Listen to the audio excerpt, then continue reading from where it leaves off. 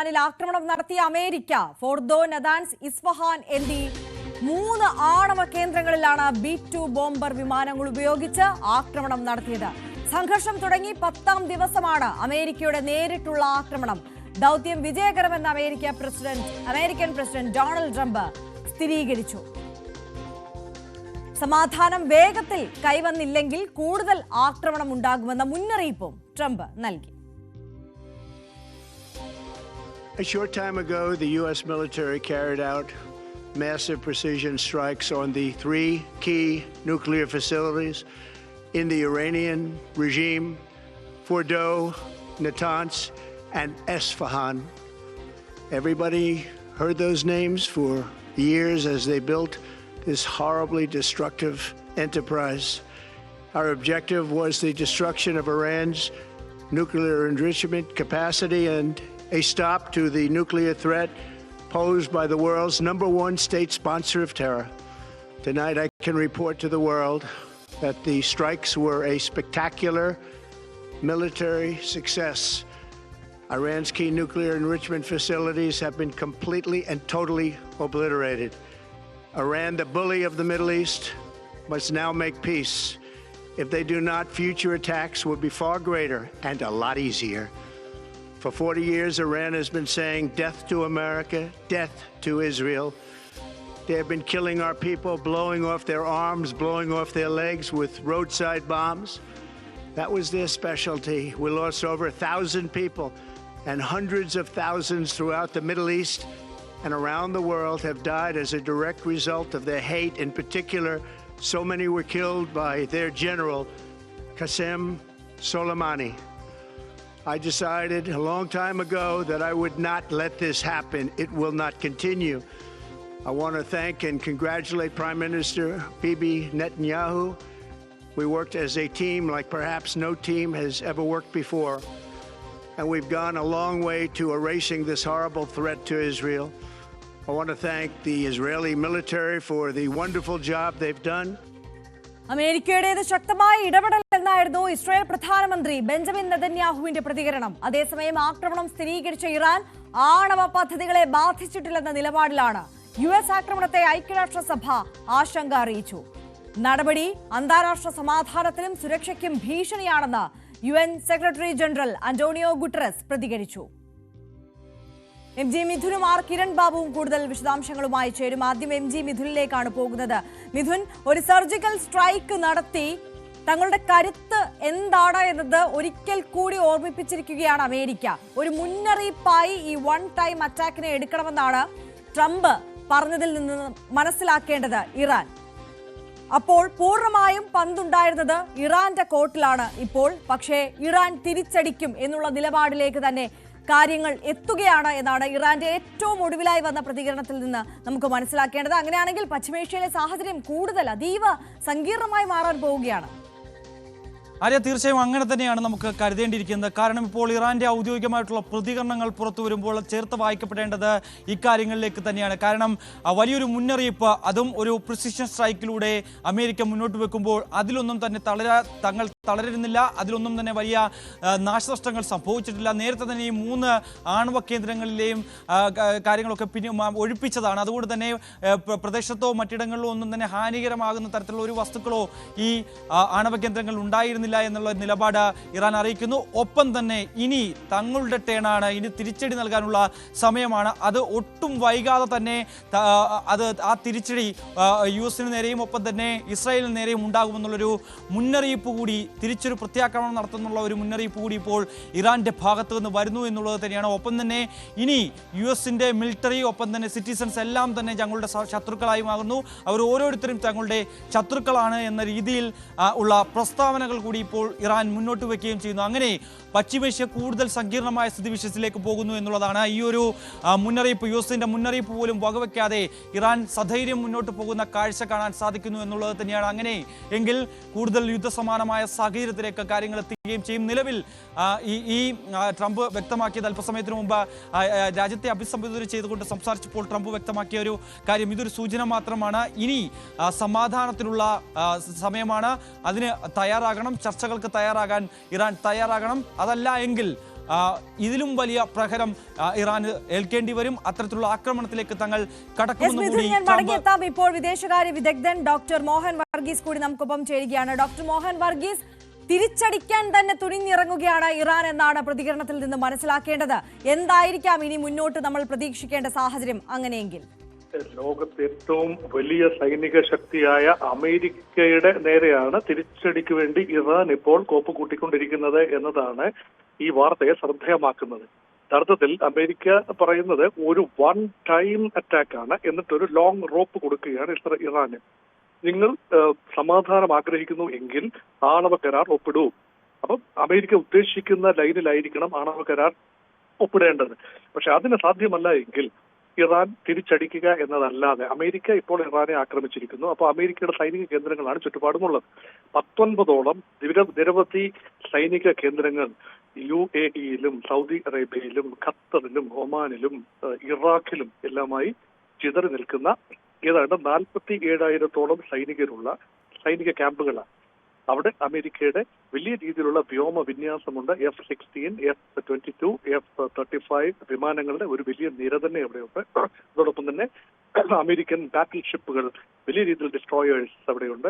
ഇതിനേക്കാൾ എല്ലാം പ്രധാനമാണ് അമേരിക്കയുടെ ചലിക്കുന്ന എംപയർ എന്നുകൂടി അറിയപ്പെടുന്ന ഈ നാവിക വിന്യാസം. അതാണല്ലോ വിമാനവാഹിനി കപ്പലുകൾ. നിരവധി വിമാനവാഹിനി കപ്പലുകൾ ആ പ്രദേശത്തുണ്ട്. അത് മധ്യധരണിയാഴിയിലും പേർഷ്യൻ ഗൾഫ് മേഖലയിലും ചെങ്കടൽ മേഖലയിലുമായി വിന്യസിച്ചിരിക്കുന്ന വിമാനവാഹിനി കപ്പലുകളിൽ നിന്നും കുതിച്ചുവരാൻ സന്നദ്ധമായി നിൽക്കുന്ന നൂറുകണക്കിന് വിമാനങ്ങളുണ്ട്. ഇതിനെല്ലാം കൂടി ഒറ്റയടിക്ക് ആക്രമിക്കുക എന്നത് എളുപ്പമുള്ളൊരു കാര്യമല്ല. പക്ഷേ സിംബോളിക് ആയിട്ടെങ്കിലും ഇറാന്റെ മുഖം നഷ്ടപ്പെടാതെ ഇരിക്കണം എങ്കിൽ അമേരിക്കക്കെതിരെ ഒരു ആക്രമണം ഉണ്ടാവണം. അത് ഹൂതികൾ കഴിഞ്ഞ ദിവസം പറഞ്ഞു വെച്ചു. അമേരിക്കൻ വ്യാപാര കപ്പലുകൾക്കെതിരെ ചെങ്കടൽ മേഖലയിൽ ബാബ് അൽ മന്ദേബ് കടന്നു വരുന്ന കപ്പലുകൾക്ക് നേരെ തങ്ങൾ ആക്രമണം അഴിച്ചുവിടും. അവശേഷിക്കുന്ന കപ്പാസിറ്റി ഹൂതികൾക്കുണ്ട് എങ്കിൽ ഹൂതികളുടെ കപ്പാസിറ്റിയും ഏറെ ക്ഷയിച്ചിരിക്കുന്നു. ഹമാസും ഹെസ്ബുള്ളയും ക്ഷയിച്ചതുപോലെ ഹൂതികളുടെ പ്രഹരശേഷിയും ഏറെ കുറഞ്ഞിട്ടുണ്ട് കഴിഞ്ഞ കാലങ്ങളിലെ യുദ്ധത്തിൽ. അവർ പറയുന്നത് വിശ്വസിക്കാമെങ്കിൽ സിംബോളിക് ആയിട്ടെങ്കിലും ചില വ്യാപാര കപ്പലുകൾക്കെതിരെ, എണ്ണ കപ്പലുകൾക്കെതിരെ, എണ്ണ ടാങ്കറുകൾക്കെതിരെ ആക്രമണം ഉണ്ടാകാനുള്ള സാധ്യത തള്ളിക്കളയാനാവില്ല. ഡോക്ടർ മോഹൻ വർഗീസ്, അങ്ങനെയെങ്കിൽ അമേരിക്ക തിരിച്ചു വീണ്ടും അടിക്കുമെന്നുള്ള കാര്യത്തിൽ ഒരു സംശയവുമില്ല. കരുത്തരായ അമേരിക്കയ്ക്ക് നേരെ ഇത്തരത്തിൽ ഒരു പോർമുഖം തുറക്കാനുള്ള ആത്മവിശ്വാസം അത് ഇറാൻ എവിടെ നിന്ന് ലഭിക്കുന്നു? ഇത് ഒരു ലെവലിൽ കഴിഞ്ഞാൽ പിന്നെ ഇത് ആത്മവിശ്വാസത്തിന്റെ ഒരു വിഷയമല്ല. ഇതൊരു ജിങ്കോയിസം എന്ന് പറയും. കാരണം മുൻപിൽ ഒന്നും തന്നെ കാണുന്നില്ല എങ്കിൽ പോലും ശക്തമായ ചില പ്രസ്താവനകളിലൂടെ തങ്ങൾ ഇപ്പോൾ ഇത് ചെയ്യും എന്ന പ്രസ്താവനകളിലൂടെ അങ്ങനെ മാത്രമേ രാജ്യത്തിന്റെ ജനതയെ ഒരുമിച്ച് നിർത്താനാവൂ. ഇറാൻ 9 കോടിയിൽ പരം ജനങ്ങളുള്ള ഒരു രാജ്യമാണ്. ഈ ജനതയുടെ ആത്മവിശ്വാസം കെടാതെ സൂക്ഷിക്കണമെങ്കിൽ അങ്ങനെ ഒരു പ്രസ്താവനകൾ ഉണ്ടായിക്കില്ലേ പറ്റൂ.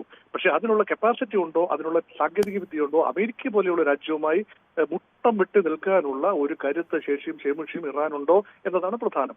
ഇനി കുറച്ചു കാലം പ്രതിരോധിച്ച് നിൽക്കുമ്പോൾ ലോകരാഷ്ട്രീയം മാറിമറിയുകയും ചൈനയും റഷ്യയും ആക്റ്റീവായി രംഗത്ത് വരികയും ചെയ്യുന്ന ഒരു സാഹചര്യമായിരിക്കും ഇറാൻ പ്രതീക്ഷിക്കുന്നത്. ഇപ്പോൾ പ്രസ്താവനകളിലൂടെ മാത്രം സഹായിച്ചുകൊണ്ടിരിക്കുന്ന ചൈനയും റഷ്യയും ഒരുപക്ഷെ നേരിട്ട് രംഗത്ത് വരാനുള്ള ഒരു സാധ്യത പൂർണ്ണമായി തള്ളിക്കളയാനുമാവില്ല. അങ്ങനെ നേരിട്ട് വന്നാൽ ഇറാന് സൈനിക ആയുധങ്ങൾ കൈമാറ്റം ചെയ്യുക എന്നത് മാത്രമാണോ, ഇറാനുള്ള വ്യോമ പ്രതിരോധം ഒരുക്കുക എന്നതാകുമോ, അതോ നേരിട്ട് അമേരിക്ക യുദ്ധത്തിൽ പ്രവേശിച്ചതുപോലെ നേരിട്ട് സൈനിക താവളങ്ങളെ ആക്രമിക്കാൻ അമേരിക്കയുടെയോ ഇസ്രയേലിന്റെയോ സൈനിക താവളങ്ങളെ ആക്രമിക്കാൻ ഈ ഘട്ടത്തിൽ ചൈനയോ റഷ്യയോ മുതിരുമെന്ന് കരുതാനുമാവില്ല. അതുകൊണ്ട് ഇറാൻ ഇപ്പോൾ ബാക്ക് ഫുട്ടിൽ തന്നെയാണ്, ഡിഫൻസീവിൽ തന്നെയാണ്. പക്ഷേ ഒഫൻസീവ് സ്റ്റേറ്റ്മെന്റുകൾ ഇതിനുള്ളിൽ വരുന്നു എന്നത് ആത്മവിശ്വാസം ഉയർത്തി നിർത്താനുള്ള ഒരു തന്ത്രമായിട്ട് മാത്രമേ ഈ ഘട്ടത്തിൽ കരുതാനാവൂ. ഒരു സിംബോളിക് തിരിച്ചടി നൽകുന്നതിനപ്പുറം ഇനി ഒന്നും നോക്കാതെ മുന്നോട്ട് പോയി ശക്തമായി അങ്ങ് തിരിച്ചടിച്ചു കളയാം എന്നുള്ള ഒരു ആലോചനയിലാണെങ്കിൽ അതിനുള്ള വിഭവ സമ്പത്ത്, ആയുധ സമ്പത്ത് അടക്കം ഉണ്ടോ ഇറാന്? മിസൈലുകൾ മാത്രമാണ് ഇറാൻ കൈവശമുണ്ട് എന്ന് പറയുന്നത്. മിസൈലുകളാണ്. വിമാനങ്ങൾ ഉണ്ട് എന്ന് നിസ്തർക്കമാണ്. പക്ഷെ ആ വിമാനങ്ങൾക്ക് ഗ്രൗണ്ടിൽ നിന്നും കുതിച്ചുയരാൻ കഴിഞ്ഞാൽ വ്യോമ ആധിപത്യം അമേരിക്കയ്ക്കും ഇസ്രയേലിനും ആയതുകൊണ്ട് ഇറാനിയൻ വിമാനങ്ങൾക്ക് കാര്യമായ പ്രഹരം നൽകാനാവില്ല. അവശേഷിക്കുന്നത് മിസൈലുകൾ മാത്രമാണ്. അതും ആവനാഴിയിലെ അവസാന മിസൈൽ വരെ പ്രയോഗിച്ചു കഴിഞ്ഞാൽ പിന്നെ എന്താണ് ചെയ്യുക? അപ്പൊ ഒരു കരയുദ്ധത്തിൽ ആകെയുള്ള ഇറാന്റെ ബലം ഒരു കരയുദ്ധത്തിലൂടെ ഇറാനെ പരാജയപ്പെടുത്തുന്നത് എളുപ്പമുള്ള ഒരു കാര്യമല്ല. ഏതാണ്ട് അസാധ്യമാണെന്ന് വേണമെങ്കിൽ പറയാം. ഇത് ശ്രമിക്കാനാവുന്ന പരമാവധി ഇറാനെ വ്യോമ പ്രതിരോധം കംപ്ലീറ്റ് നശിപ്പിക്കുകയും ന്യൂക്ലിയർ ഫെസിലിറ്റീസ് പൂർണ്ണമായി തച്ചുടക്കുകയും ചെയ്യുക വഴി റെജീം ചേഞ്ചിലേക്ക് ആത്യന്തികമായി അടുത്ത് നിൽക്കുകയും ജനങ്ങളെ ഒരു വിഭാഗം ആളുകളെയെങ്കിലും ഇസ്രായേലിന്റെ മൊസാദും മറ്റും ചേർന്ന് റവല്യൂഷണറി IRGCയുടെ ഒരു വിഭാഗത്തെയും കൂടെ നിർത്തിക്കൊണ്ട് ഒരു ഭരണമാറ്റത്തിലേക്ക്, സൈനിക അട്ടിമറിയിലേക്കോ ജനകീയ പ്രക്ഷോഭത്തിലേക്കോ നയിക്കുക എന്ന ഒരു ആത്യന്തിക പദ്ധതി ഒരുപക്ഷെ ഇതിന് പിന്നിൽ നിന്നും വായിച്ചെടുക്കാൻ കഴിയും. അല്ലാതെ അമേരിക്കൻ സൈന്യമോ ഇസ്രായേലി സൈന്യമോ കയറി ഇറാന്റെ പൂർണ്ണമായ പ്രദേശങ്ങൾ കൈയടക്കി ഒരു ഭരണമാറ്റം എന്നത് ഒട്ടും സാധ്യമായ ഒരു കാര്യമല്ല. പക്ഷേ ഇറാന്റെ ഡാമേജ് വളരെ ഭീകരമായിരിക്കും. അത് അറിഞ്ഞുകൊണ്ട് തന്നെയാണ് ഇറാൻ ഇപ്പോൾ പ്രതികരിക്കുന്നത്. തങ്ങളുടെ ഭൂമിശാസ്ത്രപരമായ സവിശേഷതകൾ മാത്രമേ ആയുധങ്ങളാവില്ല, പക്ഷേ ഭൂമിശാസ്ത്രപരമായ സവിശേഷതകൾ മാത്രമാണ് ഇറാന്റെ സഹായത്തിന് എത്തുക എന്നതും നിസ്തർക്കമായ കാര്യമാണ്. ഡോക്ടർ മോഹൻ വർഗീസ്, ഒരു കാര്യം കൂടി, ഇപ്പോൾ ഇറാൻ ഒരു പക്ഷേ പ്രതീക്ഷിക്കുന്നത് ആ പിന്തുണ ഉണ്ട് താനും, റഷ്യയുടെയും ചൈനയുടെയും പിന്തുണയുണ്ട്. അപ്പോൾ അവർ കൂടി ഈ യുദ്ധമുഖത്തേക്ക് എത്തി ഇപ്പോൾ അമേരിക്ക നടത്തിയതുപോലെ ഇസ്രായേലിന് വേണ്ടി നടത്തിയ ഒരു സർജിക്കൽ സ്ട്രൈക്ക് പോലെ നേരിട്ടുള്ള ഒരു ആക്രമണത്തിന് അവർ കൂടി സഹായിക്കുമെന്നുള്ള ഒരു പ്രതീക്ഷ ഉണ്ടാകും. പക്ഷേ നേരത്തെ ചില വിദേശകാര്യ വിദഗ്ധരൊക്കെ ചൂണ്ടിക്കാണിച്ചതുപോലെ തന്നെ റഷ്യയ്ക്ക് ഇപ്പോൾ അത്തരത്തിൽ ഉള്ള ഒരു ആയുധ സഹായം നൽകുന്നതിന്, സൈനിക സഹായം നൽകുന്നതിനുള്ള കരുത്തില്ല. 2 വർഷത്തിലധികമായി യുക്രൈനുമായിട്ടുള്ള യുദ്ധം തുടർന്നുകൊണ്ടിരിക്കുകയാണെന്ന് നമുക്കറിയാം.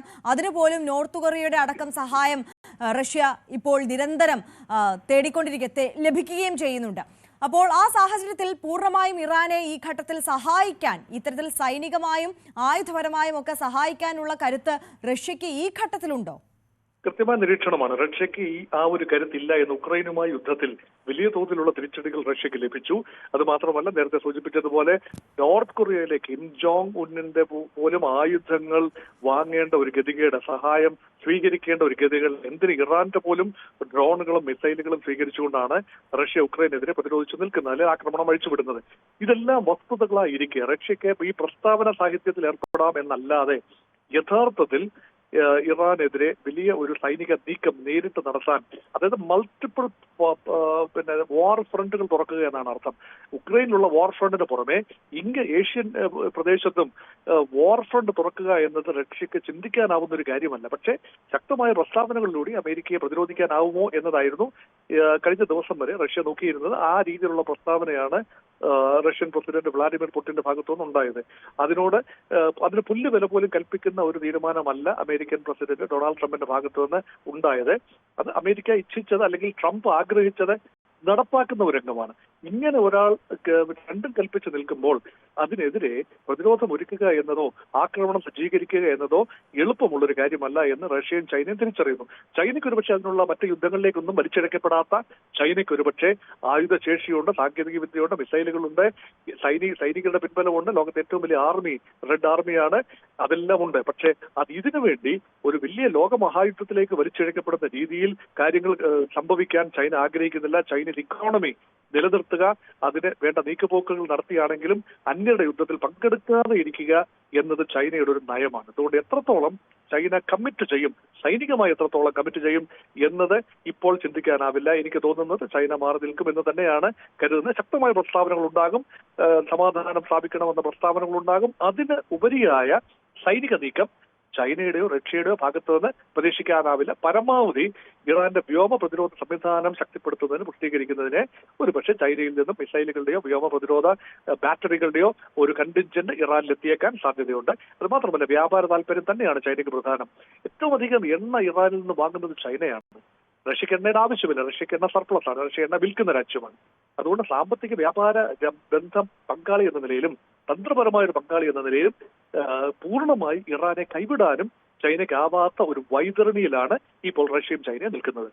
കൃത്യമായ നിരീക്ഷണമാണ് ഡോക്ടർ മോഹൻ വർഗീസ്. ഒരു കാര്യം കൂടി, അതായത് ഇതിപ്പോൾ US-ന്റെ സൈനിക താവളങ്ങൾക്ക് നേരെയുള്ള ആക്രമണത്തിനപ്പുറം ഈ ഘട്ടത്തിൽ ഒരു തിരിച്ചടി എന്ന വണ്ണം ഒരുപക്ഷെ ഇസ്രായേലിന് നേരെ ആക്രമണം കൂടുതൽ കടുപ്പിക്കാനുള്ള ഒരു സാധ്യതയുണ്ടോ ഇറാൻ? ആ സാഹചര്യത്തെ എങ്ങനെയാണ് താങ്കൾ നോക്കിക്കാണുന്നത്? ഇസ്രായേലിനെതിരെയുള്ള, അതാണ് ഏറ്റവും എളുപ്പ വഴി എന്ന് പറയുന്നത്. ഇസ്രായേലിനെതിരെയുള്ള ആക്രമണം കടുപ്പിക്കുക തന്നെയാണ് ഇറാൻ ഈ ഘട്ടത്തിൽ കരണീയമായിട്ടുള്ളത്.